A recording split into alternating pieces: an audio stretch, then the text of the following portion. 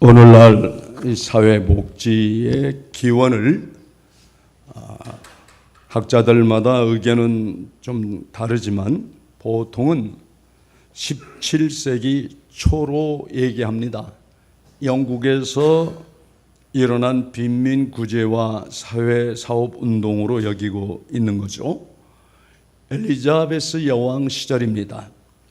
기독교인들이 도시 빈민들을 불쌍히 여기면서 그들에게 제도적으로 이 구제와 긍휼을 베풀기 시작한 것이 사회사업과 사회복지의 기원이 되었다, 이렇게 말하고 있습니다. 우리나라에서도 20세기 초가 되겠죠. 구한말 복음을 들고 이 척박한 조선 땅에 그야말로 목숨을 걸고 건너온 서양 선교사님들에 의해 시작되었습니다. 당시 조선 백성들이 워낙 가난하고 무지하고 또 고아와 과부가 환자들이 많으니까 그들을 돌보고 치료해주고 교육을 시키면서 확대된 것이 오늘날의 사회복지 제도로까지 확장되고 발전된 것은 누구도 부인할 수가 없습니다. 얼마 전에 한 2주 지났나요? 기독교 역사 박물관이 개원이 되어서 저는 그때 우리가 그 행정법원이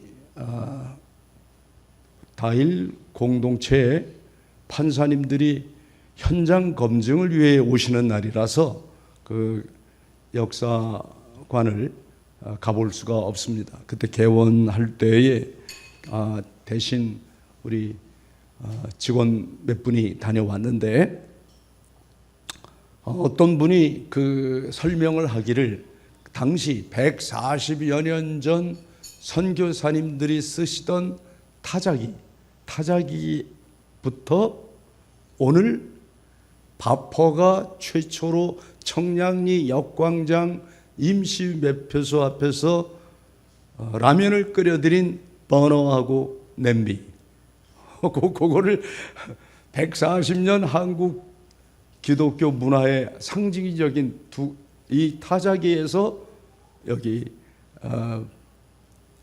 그릇, 냄비까지를 가장 인상적인 문화유산으로 이야기를 했다 하는 얘기를 듣고 깜짝 놀랐습니다. 바퍼가 시작된 것은 올림픽이 지난 직후입니다. 1988년 가을이니까 그 당시 대한민국이 올림픽을 유치했고 또 성공적으로 마쳤다고 온 나라가 떠들썩하고 흥분 상태였습니다.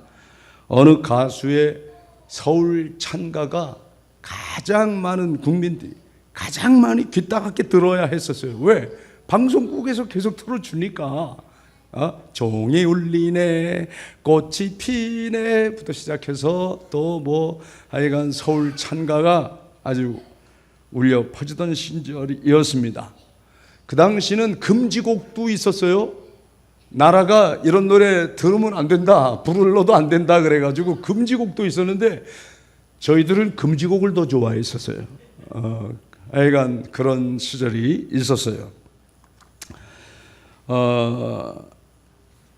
여러분, 올림픽을 개최할 때 아무래도 이제 외국에서 관광객들이 많이 오니까 이 관광객들의 눈에 길거리에 너부러져 있는 노숙자들, 행여자들은 우리 대한민국의 수치다, 이렇게 여겨서 그들을 강제로 이주를 시켜가지고 집단으로 그분들을 교육한다 그러면서 어떤 시설에 집어넣었던 것이 그 당시 군사정부가 한 짓이에요.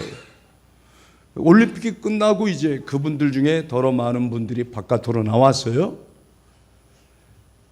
저는 1988년도 올림픽이 지난 바로 그 해 1989년 88년과 1989년 그 겨울에, 한 겨울에 길에서 자다가 아무도 애도해 주는 사람 없고 슬퍼해 주는 사람 없이 그렇게 외롭게 죽어간 죽음, 여러분 몇 분이나 될 것 같습니까?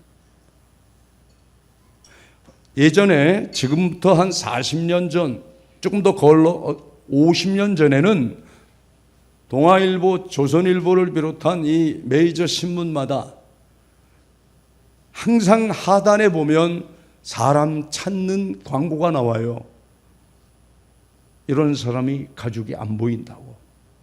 그리고 실제로 또 길에서 애도해 주는 사람 없이 외롭게 죽는 고독사가 워낙 많아가지고 사람 찾아다니는 사람들이 많았어요. 한 해 1년에 88년에서 89년 그 한 겨울을 넘기지 못해서 길에서 자다가 죽은 사람만 2,000명이 넘었어요. 믿어지지가 않는 일이죠. 한 해. 90년에서 91년, 92년에서 93년, 요 90년도 초까지 통계를 보면 우리가 믿어지지 않을 만큼 많은 사람들이 가족의 돌봄 없이 그렇게 죽어가는 죽음들이 있었습니다.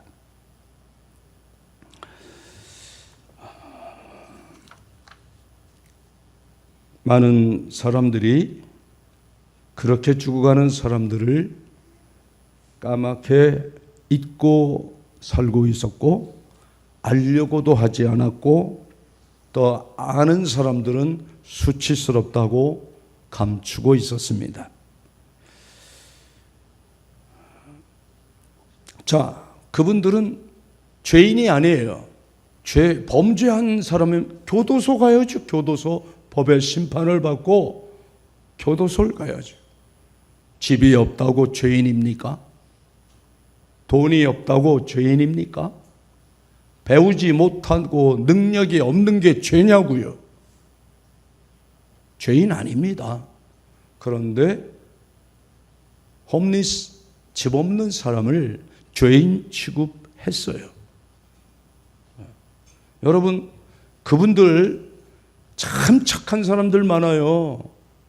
어떻게 보면 악하지 못하고 모질지 못해서 그렇게 밀려간 사람들이 홈리스, 집 없는 사람들이. 누울 곳이 없어.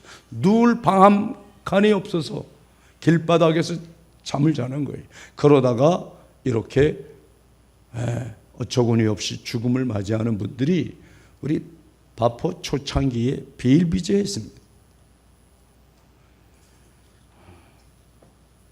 저 역시 청량리역 광장에서 나흘 굶어서 쓰러진 함경도 할아버지를 만나지 못했다면 이렇게 처절하게 가난하고 외롭고 고통스러워하다가 이 세상을 떠나는 분들 저는 못 보았을 거예요. 아마 오늘의 다일 공동체에 무료 급식소도 없고 무료 병원, 다일 천사병원도 없었을 겁니다. 바포가 오늘날 무료 급식소의 대명사로 불리워지고, 또 지금은 전국 방방곳곳에서 그저 웬만한 지역이면 무료 급식하는 단체들이 수두룩합니다. 이 서울 수도권만 해도 제가 아는 것만 해도 수십 군데가 넘어요. 자, 이제는 전국에 이렇게 많아졌는데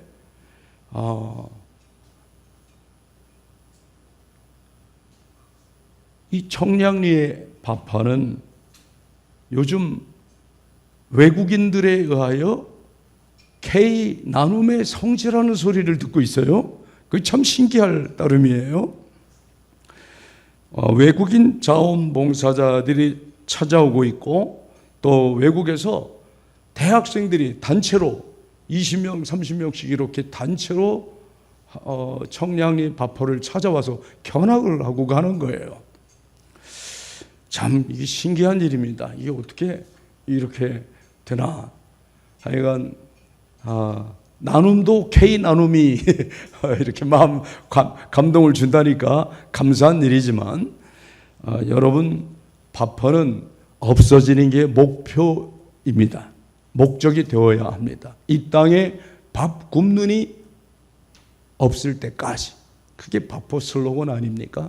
그런데 우리 주님이 다시 오시기까지 우리 주님은 뭐라고 말씀했냐면 너희들 곁에 이렇게 지극히 작은 자는 항상 있을 것이다. 이게 또 주님 말씀이에요.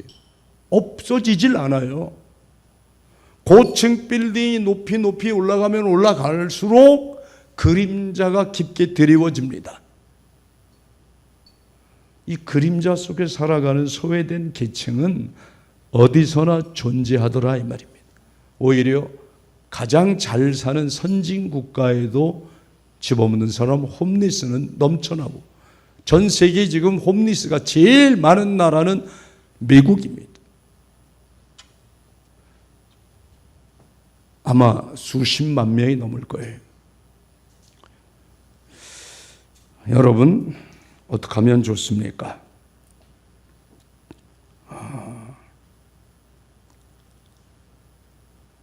우리와 전혀 모르는 사람, 단체들이 소외된 이웃들을 위해서 무료 급식을 하면서 예, 저희도 밥퍼를 합니다. 이렇게 밥퍼를 그렇게 무료 급식의 하나의 대명사로 쓰는 거예요. 그걸 밥퍼는 여기 청량리에 있는 게 밥퍼인데 왜 자꾸 밥퍼 한다고 그래요?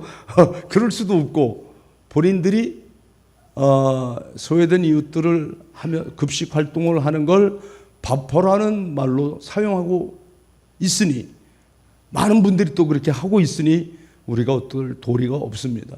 어떻게 보면 그것도 감사한 일이라고 생각할 수도 있죠. 자, 분명한 건 밥퍼는 제가 의도한 것도 아니고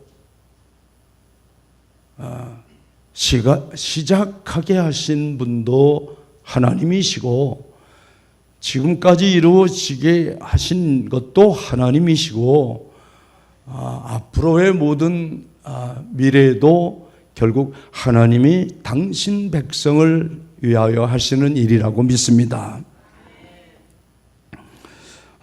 우리 첫 번째 자막 한번 시편 90편 말씀을 같이 읽어봤으면 좋겠어요. 시편 90편 16절 17절입니다. 시작. 주께서 행하신 일을 주의 종들에게 나타내시며 주의 영광을 그들의 자손에게 나타내소서. 주 우리 하나님의 은총을 우리에게 내리게 하사 우리의 손이 행한 일을 우리에게 견고하게 하소서. 우리의 손이 행한 일을 견고하게 하소서. 자, 여러분, 가난한 사람, 병든 사람, 또 연약한 사람들을 하나님이 우리에게 섬기라고 이웃으로 붙여주셔서 37년을 지금까지 여기까지 함께 왔습니다. 밥퍼 사역으로 그칠 수 없어서 한국 기독교가 최초로 세우게 된 전액 무료병원 다일 천사병원을 세웠고 또 기적같이 세웠지만 더 큰 기적은 23년 동안 전액 무료 병원으로 운영되고 있다는 사실입니다. 정부로부터 단 한 푼도 지원받지 않고 이 병원이 계속 이렇게 유지 지탱되는 것만도 사실은 큰 기적은 기적입니다. 이 자리에서 우리 명백히 밝히고 고백할 게 있다 이 말입니다. 이게 우리 인간의 뜻입니까? 우리 계획대로 된 일입니까? 이건 인간적으로 무모한 일이고 불가능한 일이라고 다들 얘기하는 거예요. 이게 될 일이냐고요. 그때 다일 천사병원 세운다 그럴 때 제일 말린 사람이 의사입니다. 의사. 지금 국회의원이 된 연세대학교 의사예요. 목사님, 그분 이 전라도 말을 하도 잘해가지고 아따 안 될 일 하네 그래. 형님 안 됩니다. 지금 유료 병원도 지금 뭐 이렇게 힘들어서 운영하기 힘들어서 지금 문 닫는 병원이 많아지는데 무료 병원 말도 안 되는 소리죠. 그분이 자기가 그러고 다녀요. 제가 제일 많이 반대하고 말렸습니다만은 이렇게 무모하게 하더라는 거죠. 여러분, 시작부터가 인간이 할 수가 없었어요. 이상주의자나 할 수 있는 말이에요. 그러나 하나님이 당신 백성을 위하여 하나님이 친히 하신 일이라 믿습니다. 이건 주님께서 하나님 대책이 뭡니까? 이렇게 지금 길에서 이렇게 인간다운 인간의 존엄성을 잃어버리고 죽어가는 죽음이 이게 옳은 일입니까? 하나님 당신의 대책이 뭡니까? 물어볼 때마다 나의 대책은 너 자신이다. 그게 하나님 분명한 우리를 향한 뜻이었어요. 하나님께 대책을 묻는 사람마다 너 자신이 나의 대책이다. 기독교 2000년 역사 속에 그건 동일합니다. 여러분, 오늘 성서 기자의 고백대로 주께서 행하신 일인 줄 믿습니다. 에베네셀로 지금까지 여기까지 이르게 된 것인데, 오늘 복음서 본문에는 예수님이 제자들에게 청지기 비유를 들어 말씀을 하시는데, 여러분이 다 잘 알고 있는 내용이에요. 자, 주인이 청지기를 불렀습니다. 불러서 하는 말이 뭐예요? 자, 두 번째 자막 함께 보겠습니다. 이 사람아, 어찌 된 일인가? 내가 보던 일을 세마라. 청지기 직무를 더 이상 하지 못하리라. 이런 소리를 듣게 되었습니다. 위기의 순간 청지기는 어떻게 처신했습니까? 청지기는 세 번째, 다음 보여주세요. 주인이 내 직분을 빼앗으니 내가 무엇을 할까? 땅을 파자니 힘이 없고 빌어먹자니 부끄럽구나. 이게 청지기 하는 말이에요.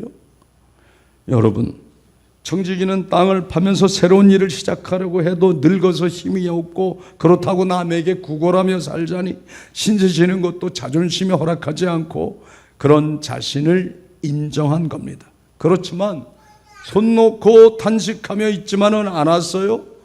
그 가운데서도 자신이 할 수 있는 한 가지 일을 생각했어요. 그리고 내가 할 일을 알았도다. 이게 이 불의한 청지기의 얘기예요. 주인에게 빚진 자들을 하나씩 불러서 그들이 가져온 빚 문서에다가 기름 100마를 50으로 쓰게 하고 밀 100석을 80으로 쓰도록 했어요. 이게 옳은 일입니까? 이 주인은 청지기가 한 모든 일을 다 알아요. 그런데 분을 내거나 책망을 하기는커녕 그를 칭찬하는 거예요.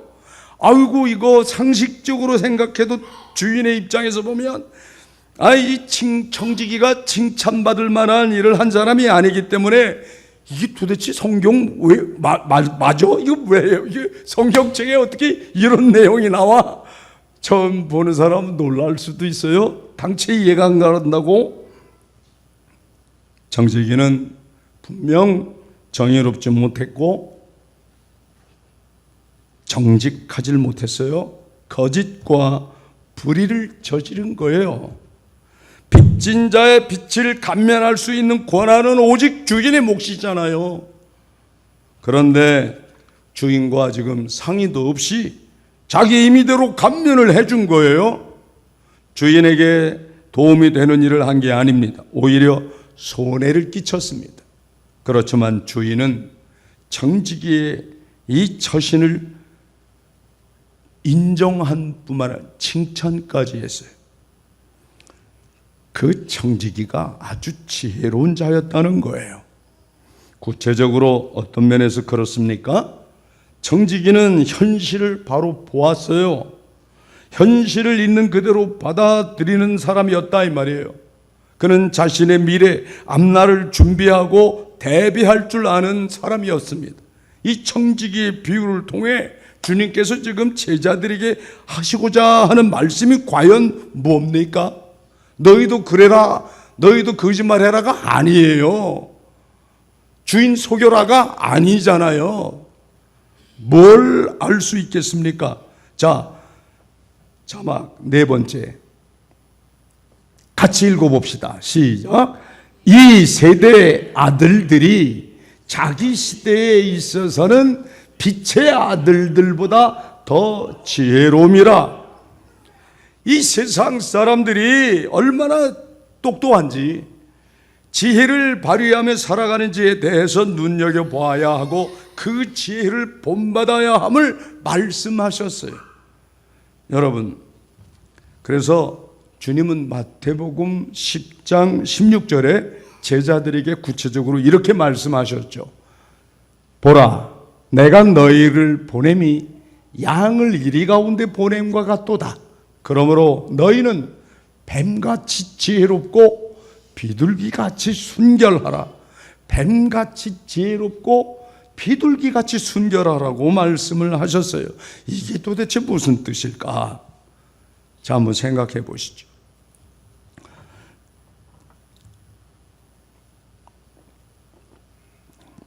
오늘날의 이 이기주의, 물질주의, 향락주의, 황금만능주의, 돈이 하나님이 되는 이 시대에 그리스도인으로 살아가는 여러분과 제가 복음을 실천하면서 살아갈 때 뱀 같은 지혜, 비둘기 같은 순결함이 필요하다고 말씀하셨어요. 자, 우리 다일 공동체의 멘토시고 지금도 93세이신데 우리 데일리 다일의 이사님으로 수고하고 계시잖아요. 나 죽는 날까지 다일 가족으로 살게 해줘. 그래서 그분은 은퇴가 없어. 돌아가시는 날까지 은퇴해요. 지금 93세인데 이사님이에요. 그 이사회에 한 번도 안 빠지셨어요. 만약에 내가 전혀 걸어가지 못할 정도가 되면 그냥 이사회를 이렇게 톡으로 하시겠다고, 줌으로 하시겠다고까지 하셨어요. 그래서 그분은 은퇴가 없이 하늘나라 가는 날이 은퇴하는 날이에요. 여러분, 박종삼 목사님께서 하신 말씀이 뭐예요? 그분이 우리나라 NGO 중에 가장 오래되고 모범적인 월드비전의 회장님으로 가장 오랜 시간 사역을 하셨어요. 숭실대학교에서 사회복지학을 가르치셨는데 소위 숭실학파의 이 거두죠. 우리나라의 이 사회복지학을 가르치는 많은 분들 중에 우리 박종삼 목사님에게 가르침을 받지 않은 분이 거의 없다시피 해요. 그래서 지금 우리 자연치유센터에는 원경선 선생님 기념하는 원경성 홀에 있는 것처럼 박종삼 홀이 있잖아요. 사회복지에 관련되어 있는 모든 웬만한 논문, 웬만한 자료는 여기 다 있습니다. 그분 집에 있던 책들이 다 일로 와가지고 박종삼 목사님께서 하시는 말씀이 월드비전은 정말 유엔이 자랑할 만한 전문적인 NGO가 되었다. 전문성이 있다는 거예요. 그러나 영성이 고갈됐습니다. 반면에 다일 공동체를 보면 영성은 분명히 한데 전문성이 없습니다. 월드비전과 다일 공동체 전문성과 영성을 얘기하면서 이 우리나라 최초로 NGO 활동을 잘한 우리 월드비전 같은 경우엔 영성이 더 강화가 되어야 되고, 이 다일 공동체 토종 NGO는 전문성이 좀 더 있으면 좋겠다. 이제 그 말씀을 통해서 하시고자 하시는 말씀이 좀 뱀같이 지혜롭고 비둘기같이 순결하신 우리 주님이 바로 이런 말씀, 이런 뜻일 거야. 영성과 전문성, 전문성과 영성, 어느 한쪽에 치우치지 말고 양쪽을 다 겸비하는 그런 공동체가 되라고 당부를 해 주신 것입니다. 오늘 모세는 하나님께 자주 이렇게 기도를 했는데 시편 90편 12절과 15절 말씀이 바로 하나님의 사람 모세가 이렇게 기도를 했어요. 시편에 있는 모세의 기도입니다. 함께 같이 해보겠습니다. 우리에게 우리날 계수함을 가르치사 지혜로운 마음을 얻게 하소서. 그리고 우리를 괴롭게 하신 날수대로와 우리가 화를 당한 연수대로 우리를 기쁘게 하소서. 이게 모세의 기도입니다. 여러분, 우리는 이제 동두문 구청을 상대로 행정소송에서 1심은 승소를 했는데 2심 이제 결심 공판을 앞에 두고 있습니다. 9월 18일에 결심 공판일을 정해줄지, 그 9월 18일 재판 이후에 또 결정할지 우리는 알 수는 없으나, 어쨌든 판사님들도 세 분의 판사님이 다 바퍼 현장에 왔어요.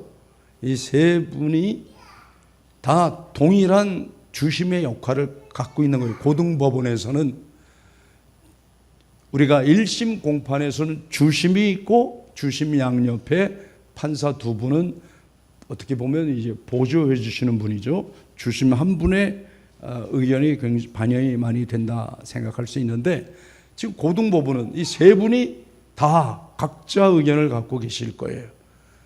이 세 분이 같은 날 오셔서 둘러보고 가셨는데, 어쨌든 그분들이 하신 마지막 말씀은 이제 현장 검증까지 한 마당에 내년으로 미루지 않겠다.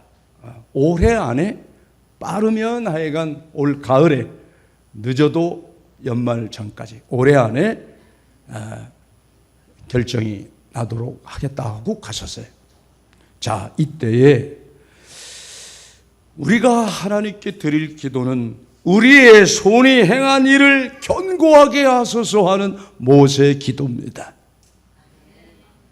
이 기도야말로 우리 다일 공동체 가족들이 항상 날마다 우리 하나님께 무릎으로 나아가 해야 할 기도 제목이라고 생각합니다.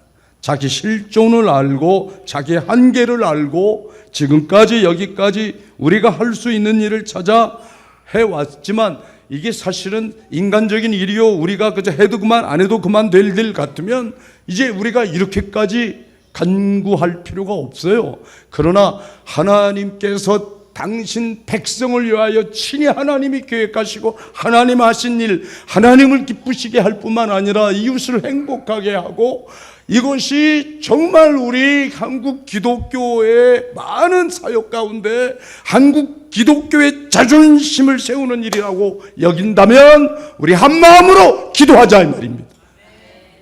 하나님, 우리의 손에 행한 일을 견고하게 하소서. 우리의 손에 행한 일을 견고하게 하소서. 주 우리 하나님의 은총을 우리에게 내려 주옵소서. 전능자 하나님 아버지의 자녀들이, 우리 주님의 제자된 사람들이 하나님 앞에 무릎으로 나아가 할 수 있는 기도 제목입니다. 우리 안에 내재하시는 하나님, 성령 하나님이 함께 해 오셨고 또 우리 가운데 친히 역사하셔서 지금 이 청량리 바포로 시작한 일들이 11나라 22개 분원에서도 같이 지금 이루어지고 있는데, 이 모든 일들이 하나님께서 친히 하신 이 귀한 생명 살리는 일에 우리 하나님의 뜻을 묻고 하나님께서 역사하시길 바란다면, 여러분 정말 뱀처럼 지혜롭고 비둘기같이 순결한 전문성과 영성을 겸비한 다윗 가족들이 되기를 간절히 기원합니다. 그리하여 합력하여 선을 이루시는 하나님의 역사가 우리 현장마다 임하여서 성경 말씀 그대로 화를 당한 연수대로 우리를 기쁘게 하실 줄 믿습니다. 우리를 괴롭게 하신 날수대로 우리를 기쁘게 하실 줄 믿습니다. 모세의 기도대로 말입니다. 자, 우리 함께 기도합시다. 하나님 아버지, 감사합니다. 우리에게 우리날 계수함을 가르치사 지혜로운 마음을 얻도 우리 하나님을 기쁘시게 하고 이웃을 행복하게 하고 세상을 아름답게 만들어가는 다일 공동체 가족들 되게 해 주시옵소서. 특별히 우리를 뱀처럼 지혜롭게 하시고 비둘기같이 순결하게 하사 각자 맡은 일을 지혜롭게 감당하도록 인도해 주시고 도와 주시옵소서. 우리 손이 우리가 행한 일을 견고하게 하며 주님의 영광을 우리 자손들에게도 나타낼 수 있도록 동행하여 주시옵소서. 이 모든 기도와 간구를 예수님의 이름으로 기도합니다. 아멘.